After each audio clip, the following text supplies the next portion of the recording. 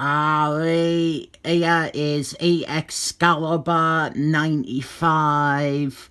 This is written by Warren Fallis, who we all know is a big pervert now. But nobody really is tackling the issue that he is also a massive racist. This is the second part of the crossover story with excellent man Nate Fenix. And what has happened is Nate Fenix, he came to Scotland for some science tests. He crossed paths with Excalibur, and he has found out that he is going to die at the age of 21. His powers are burning him out, and he's going to die young. Here is our cast for this team, which I might call the Excellent Men at any point in this video. Half of them shown here different day out, so it's not worth gunning over who is who.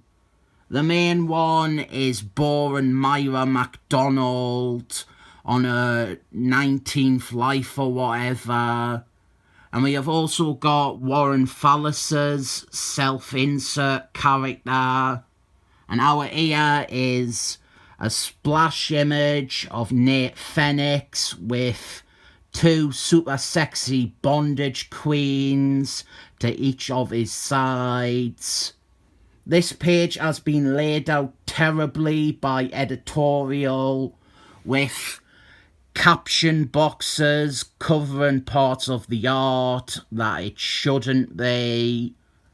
After an opening with two very sexy ladies, we have sicko freak Warren Fallis writing himself in a relationship with an underage Jewish girl. I was pointing out how absolutely awful this was long before Warren Fallis got exposed and cancelled. He has got a character that is blatantly himself, a chain-smoking, cynical British man who is definitely at least 30, and he is banging Buffy Pride, who for most of her existence has been described as young. She has always been depicted as somewhere between 12 and 16. It doesn't matter how Warren Fallis tries to age her up by having her smoke cigarettes and swear and wear leather jackets. It doesn't change the fact that this character is definitely under 18.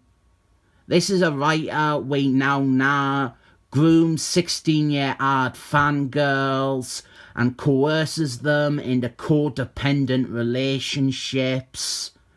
And here he is writing a comic where he has himself fucking an underage girl.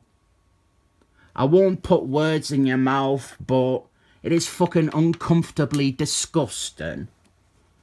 I have not reviewed the issue yet, but he also takes an enormous shit all over Steelman to put his self-insert on a pedestal. In issue 92, Steelman shows up and nearly kills Warren Fallis in a blind rage because he is dating Buffy Pride now. And it just happened to make it so that Steelman and Buffy Pride are definitely not on the cards as a couple again for a long time. But Nate Fenix has found out about his biology and how he is designed to die young, and he is confused and scared, and he thinks that it is all a trick to try and get him to be a willing test subject. There is also a subplot which comes from Excellent Man, issue 10, and slightly ties in with Onslaught Man. Nate Fenix had a bad encounter with Dr. X, and he thinks that Dr. X is evil, and he knows that Boren Myra is in contact with him and has been discussing the test results with him. And we actually have a pretty good scene here where Boren Myra just yells at Nate Fenix. She tells him that he has been an idiot, and that is probably why he has no friends. If you can get over the pedo relationship that the writer has written for himself, and just that awful self-insert character overall, I actually kinda like this run. I think it is some of Warren Fallis's best work, and it is at times a great book. I don't know how much of that might be the case that this is a 90s Excellent Men book, and the editorial control is very strong over the line, and they are the ones who are mostly running things. Or even if it's a case that Warren Fallis is holding back a lot because this is early in his career, and it is a fairly decent assignment to get. But I like this run. If you just swapped out the Warren Fallis character for Squealy, this would be an amazing team. I have sat down and specifically worked out and chosen Squealy as the best substitute. He fits in with these characters and most of everything, even done with the Warren Fallis character, except for his relationship with an underage girl. It can all nearly be done through Squealy. I might actually reread this whole run and try and force myself to see that character as being Squealy, or mentally rework scenes or plots so that it is Squealy. Speaking of Squealy, he should be shown here when Nate Fenix looks into Boren Myra's mind and sees all of her happiest times. We didn't have much of a misunderstanding fight between Nate Fenix and Excalibur like the cover presents. This is more Boren Myra talking things through with Nate Fenix and letting him read her mind and her memories to confirm the truth. I like that. I like talking things through sensibly.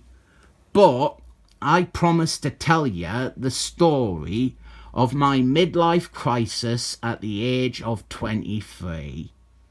It was May 2014, or maybe it was March. It's not important. I went through a phase for a week and a half where, oh, that is a pretty good advertisement. I wasn't a fan of this art or this run, but it makes for a good advert.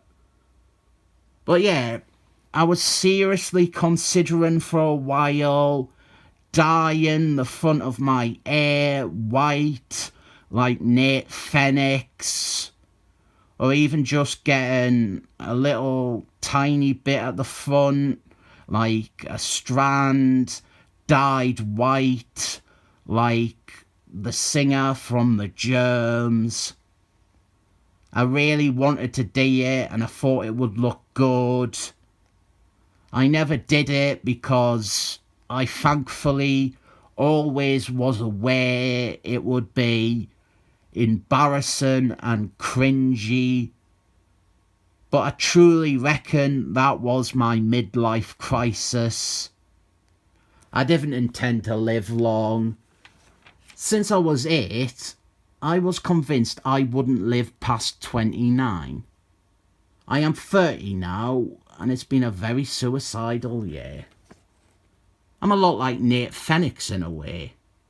There he is, showing off his powers, and we end with him running off to not join the team, and all those little bonds and friendships he made along the way, they are not important ever again. We have letters here, we have 3 pages of letters.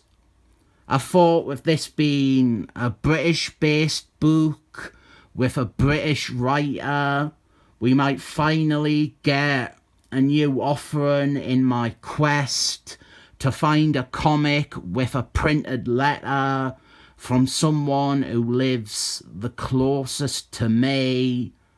But nearly all of these people have withheld their addresses.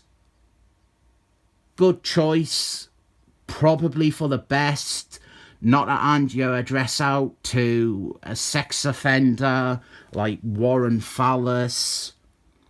I like this story.